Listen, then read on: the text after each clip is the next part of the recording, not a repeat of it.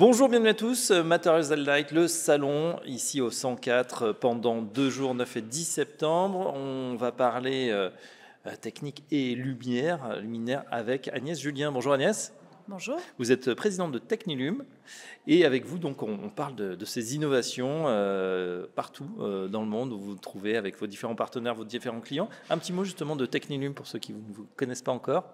Donc Technilum, nous sommes concepteurs et fabricants de mobilier urbain d'éclairage depuis plus de 50 ans. Notre spécificité, c'est qu'on accompagne beaucoup les maîtrises d'œuvre et les maîtrises d'ouvrage.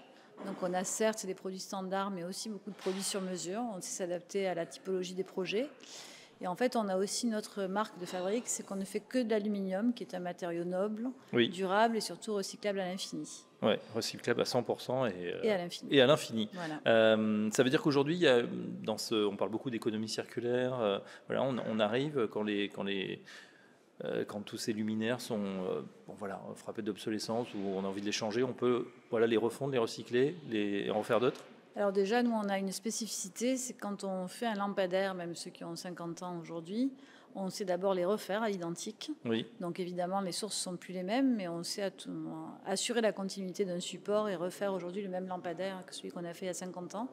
On a un exemple qui est assez typique, c'est qu'on avait fait dans les années 70, donc en 72 exactement, les premiers lampadaires de la Grande Motte qui avaient été dessinés par Balladur. Et aujourd'hui, en 2024, on a su redonner vie en fait à ces supports en changeant les sources lumineuses, en mettant de la lumière matière aujourd'hui à l'intérieur, qui fait un très beau projet qui est plébiscité aujourd'hui. Donc le design reste le même, il y a une continuité, Exactement. Mais le matériau change, et c'est ou en aussi, tout cas la source d'éclairage. Au-delà de ça, c'est aussi la solidité du produit qui fait qu'on a encore un support qui est durable 50 ans après et pas quelque chose qui va s'abîmer dans le temps. Et en tout cas, on assure toujours la continuité de tout ce qu'on vend. D'accord. Tout ce que vous vendez, est-ce que vous vendez aussi à l'export, puisque on voit des projets au Canada, aux États-Unis, en Israël. Aujourd'hui, vous exportez mondialement? On exporte 30% de notre chiffre d'affaires, ce qui est déjà pas mal. On exporte beaucoup aussi avec des équipes de maîtrise d'œuvre qui nous prescrivent sur des projets, qu'elles soient effectivement françaises, américaines ou londoniennes par exemple, et ce qui nous amène effectivement à peu près sur tous les continents. Bon, là où on est le plus présent malgré tout, c'est quand même l'Amérique du Nord, oui. Donc États-Unis et Canada, et également l'Europe du Nord avec des projets importants aujourd'hui en Angleterre, enfin UK on va dire de manière plus globale, ou en Suisse.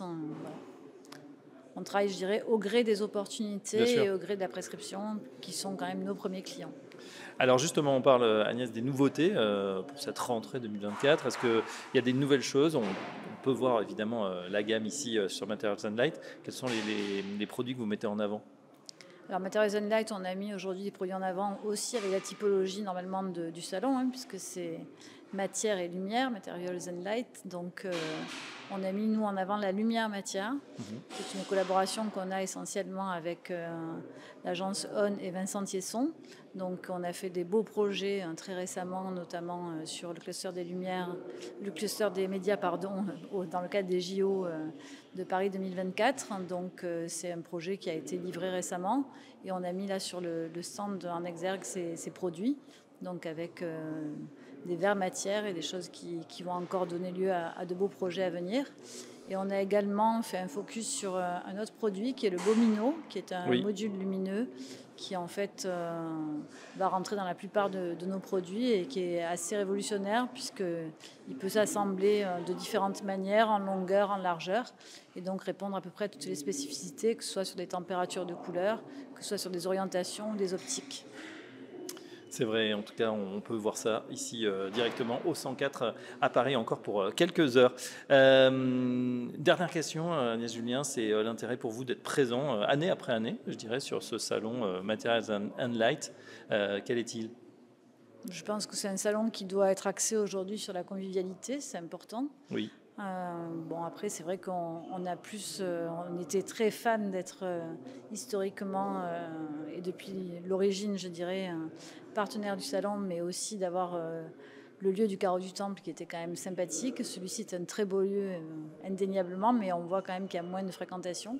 Donc c'est vrai que c'est un peu regrettable, mais on s'y fait. En tout cas, on dit toujours que la quantité n'est pas obligatoirement garante de la qualité. Donc on espère que les dernières heures seront positives aussi. Et que ce Bien sera un sûr, bon salon. il y aura quand même de la prescription, toujours de belles rencontres. Et puis Tout à fait. ça, on peut travailler et discuter peut-être plus profondément avec les gens. Mais en tout cas, on a pris bonne note de votre remarque et on en parlera peut-être pour les prochaines éditions. Merci Agnès Julien, je rappelle que vous êtes présidente de Techniloom et à très bientôt sur Materials and Light. À bientôt.